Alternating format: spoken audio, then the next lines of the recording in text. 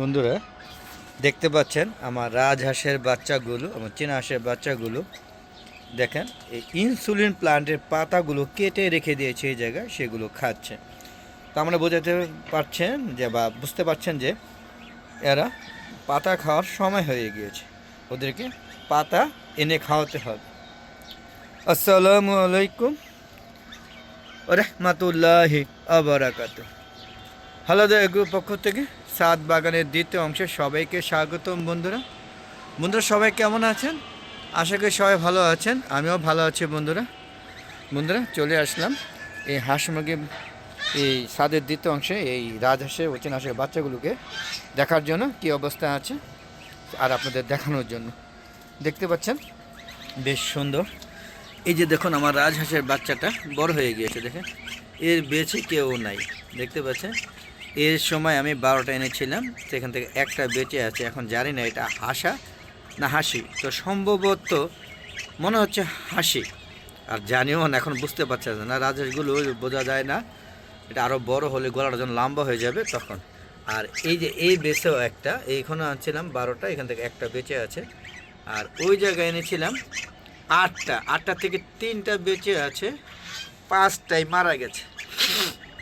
সর্বোপরি সব মিলাইয়া হ্যাঁ 56টা রাজহাঁসের বাচ্চা পর্যায়ক্রমে কিনেছি, তার মধ্যে থেকে এই কয়টা বিক্রি মানে বেঁচে আছে এখনও।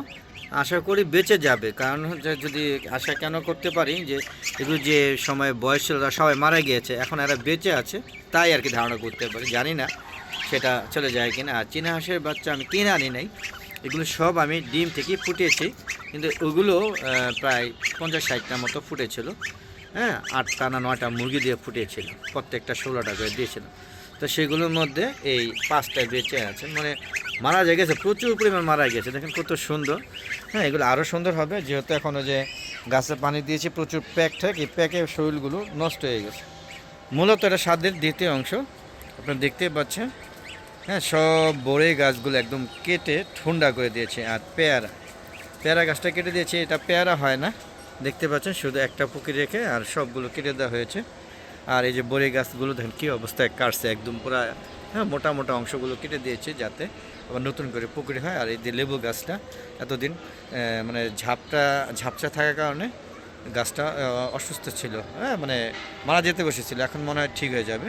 আর দেখেন এই যে কত সুন্দর কাঁচা মরিচ ধরে আছে গাছে, দেখতে পাচ্ছেন। কাঁচা মরিচ শুধু না, ওই যে বোম্বাইয়া মরিচ বলে অথবা আপনারা নাগা মরিচ বলেন, দেখেন কত সুন্দর গাছে ধরে আছে। দেখেন বন্ধুরা সুন্দর না?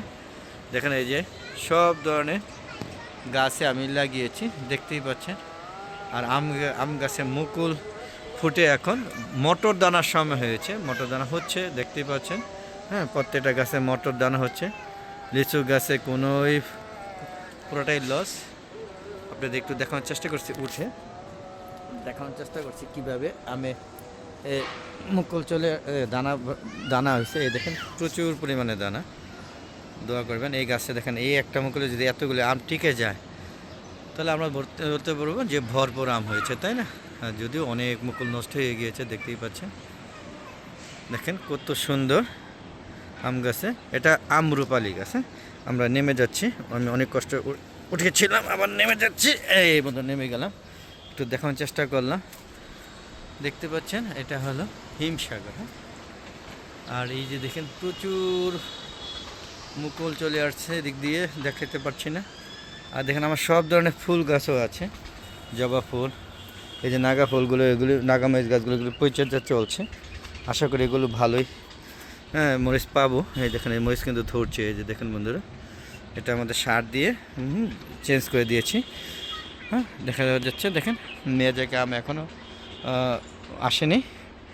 পাশাপাশি দেখুন এই যে দেখুন এটা এলাচি না, এটা গুড়া লেবু বলে অনেকে, আবার অনেকে বলে গন্ধরাজ লেবু। এর আগে ভিডিওতে মনে করতে পারিনি।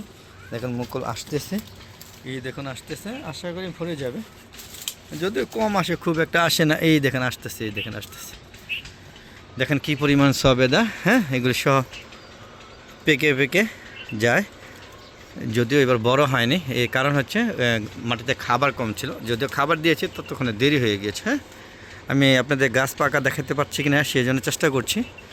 হ্যাঁ, আসলে মূলত সকালবেলা নিয়েছি 20টা, এখন থাকে কিনা যায় না, তবে প্রতিদিন পাখি খায়, নিচে হালিয়ে রেখে। হ্যাঁ, এই যে এটা একটু হালকা নরম, হ্যাঁ তেমন একটা নরম না, হালকা। তো এই হচ্ছে, আমি পুরোটা দেখাতে পারলাম না। হ্যাঁ, এই দেখেন সবই এখন দেখাচ্ছে, মানে সবই বাড়তি হয়ে গেছে। এরকম একটা যদি সবেদা গাছ আপনাদের থাকে, আমার মনে হয় আর আপনাদের সবেদা কিনে খেতে হবে না। আবার দেখেন পাশাপাশি যে সবেদা ধরছে, দেখেন পুরো 12 মাস তার প্রমাণ হচ্ছে। দেখেন পাকছে, খাচ্ছে, ধরছে। এই দেখেন আমার এটা হচ্ছে ব্রোনাই কিং, যে আমি দানা ধরছে।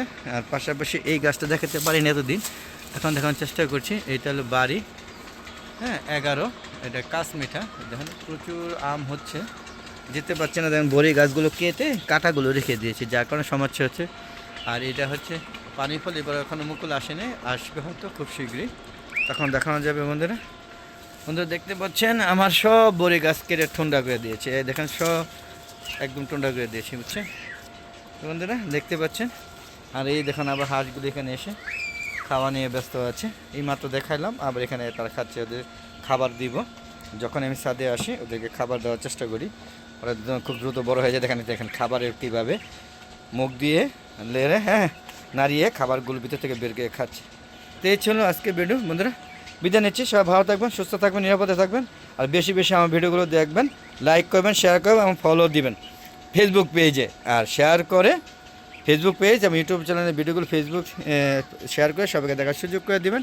আর সবাই আপনারা সবাই ছাদ বাগান করবেন, এই আশা ব্যর্থ রেখে আজকের মতো বিদায় নিচ্ছি। আসসালামু আলাইকুম ওয়া রাহমাতুল্লাহি ওয়া বারাকাতুহু। বন্ধুরা আবার দেখা হবে, ততক্ষণে বন্ধুরা বিদায়, খোদা হাফেজ।